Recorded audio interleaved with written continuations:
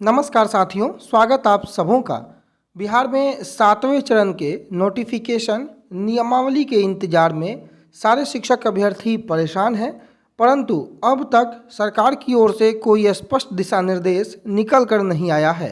आपको पता होगा, मंगलवार को कैबिनेट की बैठक भी थी, परंतु उस दिन भी शिक्षा विभाग की ओर से नियमावली को लेकर कोई भी महत्वपूर्ण फैसले नहीं लिए गए। पिछले 3 महीनों से लगातार कैंडिडेट यही उम्मीद लगाए हैं कि नियमावली आ जाएगी, परंतु सबसे बड़ा जो रोड़ा है वो नियमावली है। कारण क्या है? क्योंकि नोटिफिकेशन कभी भी नियमावली के पहले नहीं आ सकती है। किसी भी बहाली को पूरी करने के लिए एक सर्विस रूल होता है और वो सर्विस रूल का आना बहुत ज़रूरी है। परंतु कल 15/11/2022 को श्री केशव कुमार, प्रदेश अध्यक्ष शिक्षक संघ बिहार को विषय शिक्षक संगठनों से शिक्षा संबंधी समस्याओं के निदान हेतु बैठक के संबंध में एक पत्र जारी किया गया है। और यह महत्वपूर्ण क्यों है? क्योंकि शिक्षक संबंधी जो समस्याएं हैं उसमें समय से वेतन निर्धारण, ब्रिज कोर्स की समस्या, स्थानांतरण की समस्या, इसके अलावा शिक्षकों की बहाली, नियमावली में कई प्रकार की जो बाधाएं 2020 की नियमावली में कार्यरत शिक्षकों के संबंधित भी हैं, उन सभी के संशोधन हेतु इस बैठक जो है का होना बड़ा महत्वपूर्ण हो जाता है। और जो नियमावली 2022 की जो चर्चाएं हैं उसमें संशोधन सभी बिंदुओं पर करना होगा। सिर्फ एक बिंदु पर संशोधन करके आप नियमावली 2022 को लागू नहीं कर सकते हैं। तो इस पत्र में कहा गया है कि दिनांक 18/11/2022 को, यानी कि शुक्रवार को सुबह 11:30 बजे दिन में बिहार राज्य के शिक्षक संगठनों के साथ शिक्षक एवं कर्मियों की समस्याओं के निदान हेतु एक अति आवश्यक बैठक न्यू सचिवालय अंतर्गत मदन मोहन स्मृति सभागार में आहूत की गई है। उक्त बैठक में अपर मुख्य सचिव शिक्षा के साथ निदेशक प्राथमिक एवं शिक्षा निदेशक माध्यमिक भी भाग लेंगे। अतः आपसे आग्रह है कि उक्त बैठक में आकर अपनी उपस्थिति सुनिश्चित करने का कष्ट करें। और डॉक्टर कृष्णनंद यादव, आप्त सचिव, माननीय शिक्षा मंत्री की ओर से ये पत्र 15 नवंबर यानी कि कल जारी किया गया है। तो कुल मिलाकर बातें जो हैं कि जो बैठक होने वाली है उसमें शिक्षक संबंधी जो भी समस्याएं हैं उसको वहाँ पर देना है। तो शिक्षक संघ से अगर आपकी भी परिचय है, आपकी जान पहचान है, तो आप अपनी समस्याओं से उन्हें अवगत करा सकते हैं। और यह नई नियमावली का एक सीढ़ी है जिससे होकर के नियमावली तक पहुंचा जा सकता है। दूसरी ओर लगातार बिहार में नियुक्ति पत्र के वितरण का दौर जारी है।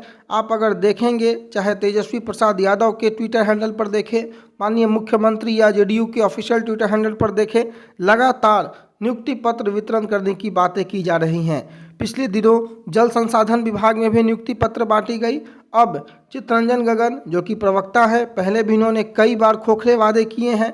महागठबंधन की आई सरकार बेरोजगारों के लिए लाई बहार, नौकरी पाकर धन्य हो गए बेरोजगार।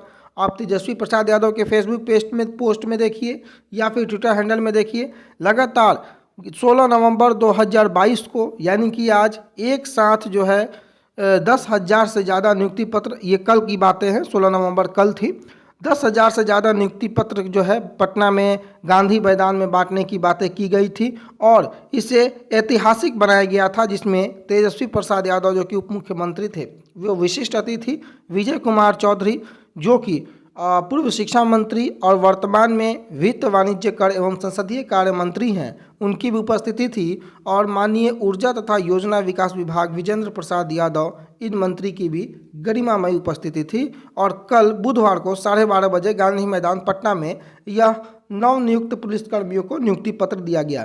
परंतु सवाल उठता है कि आखिर एस्टेट, बीटेट, सीटेट बहाली पर सरकार ने चुप्पी क्यों साधी है? संदीप सौरभ जो कि पालीगंज के विधायक हैं, माननीय विधायक ने अपर मुख्य सचिव शिक्षा विभाग से भी पिछले दिनों मुलाकात की और शिक्षा विभाग के अपर मुख्य सचिव से मिलकर 7वें चरण की शिक्षक बहाली के संबंध में इन्होंने विस्तृत बातचीत की। और एक पॉजिटिव बातचीत हुई है और अच्छी बातचीत हुई है। और जो जानकारियां हैं कि 7वें चरण की जो नोटिफिकेशन है वो आपको दिसंबर लास्ट के पहले देखने को नहीं मिलेगी। क्योंकि कई बाधाएं हैं। अभी छठे चरण को लेकर के केस की जो प्रक्रिया है पूर्ण रूप से वो भी खत्म नहीं हुई है। तो दिसंबर के महीने में नोटिफिकेशन का आना मुश्किल है, परंतु नियमावली का आना संभव है। परंतु अब तक नियमावली नहीं आई है, जो कि बहुत ही दुखद बात है। शिक्षक बहाली के लिए लंबित नियमावली पर इन्होंने चर्चाएं भी की हैं। एस्टेट और सीटेट बहाली पर विभाग का रुख जानकर कुछ सुझाव भी इन्होंने दिए हैं। साथ ही पालीगंज के विभिन्न स्कूलों में सुधार व अन्य मुद्दों पर मांगे भी रखी गई हैं। आप ये सामने ये स्क्रीन पर फोटो भी इन्होंने अपने ट्विटर हैंडल पर पिछले दिनों शेयर किया था। और कुल मिलाकर बातें यही हैं कि बहाली की ओर से कोई भी बहाली को लेकर स्पष्ट दिशा निर्देश अब तक जारी नहीं हुए हैं। अभ्यर्थियों की जो भी उम्मीदें थीं लगातार टूटती जा रही हैं, और उम्मीद यही करेंगे सभी अभ्यर्थी कि कम से कम नवंबर के इस महीने में नियमावली जारी हो जाए। और उस नियमावली के लिए जो शुक्रवार को बैठक होनी है, यानी कि कल 18 तारीख को, बहुत महत्वपूर्ण है।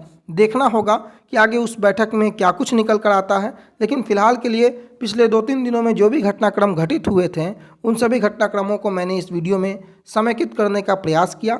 आप सबों का जुड़ने के लिए बहुत बहुत धन्यवाद। चैनल पर अगर नए हैं तो सब्सक्राइब करना बिल्कुल ना भूलें, बेल आइकन को जरूर प्रेस करें।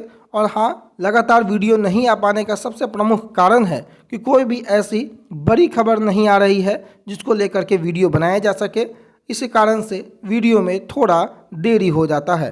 उम्मीद होगा कि आप सभी इस चीज़ को समझ करके अपनी दिशा को, अपनी दशा को सुधारने का प्रयास करेंगे। तब तक के लिए अपना बहुत ख्याल रखें। धन्यवाद।